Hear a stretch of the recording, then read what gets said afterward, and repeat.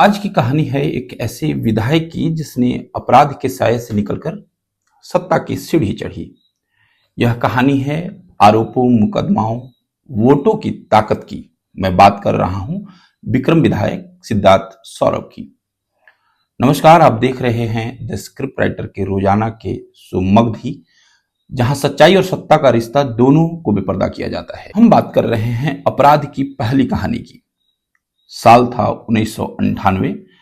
पटना की एक नामी स्कूल और 15 साल का एक छात्र, रिपोर्टों के अनुसार इसी उम्र में उसने अपने दोस्त अभिषेक की गोली मारकर हत्या कर दी। कारण एक लड़की से प्रेम और ईर्ष्या। मृतक छात्र सुप्रीम कोर्ट के एक रिटायर्ड जज का पोता था। अदालत ने अपराधी को दोषी पाया और किशोर न्यायालय अधिनियम के तहत सजा सुनाई। 15 मई 2009 को वह जेल से रिहा हुआ। जेल से विधानसभा तक के सफर।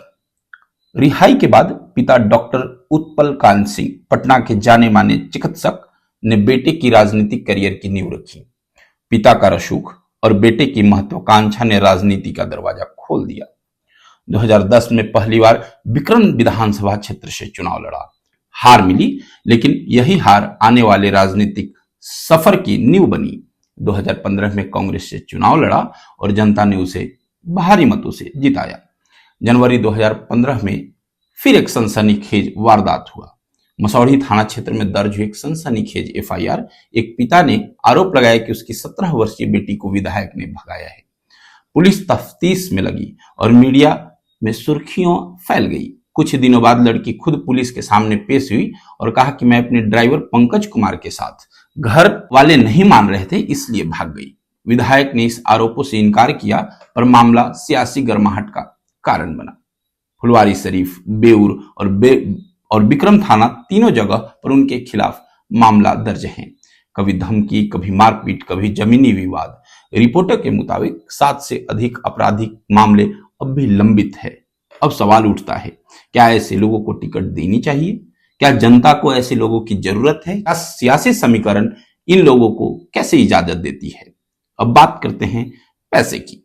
चुनावी हलफनामा के अनुसार उनकी आय 3 साल में 4 गुना बढ़ी है। 2021-22 में 6,44,000 और 2025 आते आते 25 लाख से ज्यादा। पत्नी की आय भी दुगनी से अधिक। कुल चल अचल संपत्ति करीब 40 करोड़ 60 लाख रुपए बताई जाती है। क्या यह राजनीति की जादूगरी है या सिस्टम की कमजोरी? 2015 के चुनाव में दाखिल हलफनामे में शादीशुदा होने का जिक्र नहीं था, जबकि परिवार के मुखिया और उनके पिता उत्पल कांत ने सार्वजनिक रूप से स्वीकार किया है कि शादीशुदा है और 2 बच्चों के पिता भी हैं। क्या यह गलती थी या रणनीति? जब जनता को पूरा सच न बताया जाए तो चुनाव जनादेश नहीं, प्रभाव बन जाता है।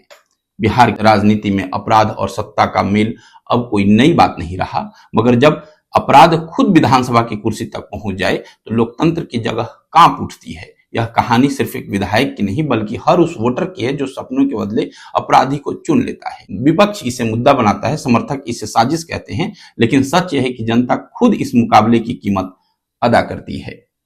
एक सवाल अब आपसे, आपका फैसला अब आपके हाथ में है। वोट सिर्फ एक बटन नहीं, एक जवाबदेही है। यह जनता अपराधियों को चुनती रही तो विधानसभा कभी शुद्ध नहीं होगा। जब हम सवाल नहीं करेंगे तो जनता खामोश हो जाएगी। ये देख रहे थे आप द स्क्रिप्ट राइटर, जहां सत्ता के पीछे छिपे सच पर हम आपको सामने लाते हैं। अगर आप मानते हैं कि ऐसे नेताओं को राजनीतिक प्रतिबंध होने चाहिए तो वीडियो को लाइक करें, शेयर करें और सब्सक्राइब करें। कमेंट में आप जरूर बताएं कि आप अपराध के इतिहास को किसी विधायक का भविष्य तय करना चाहते हैं। नमस्कार, जय हिंद।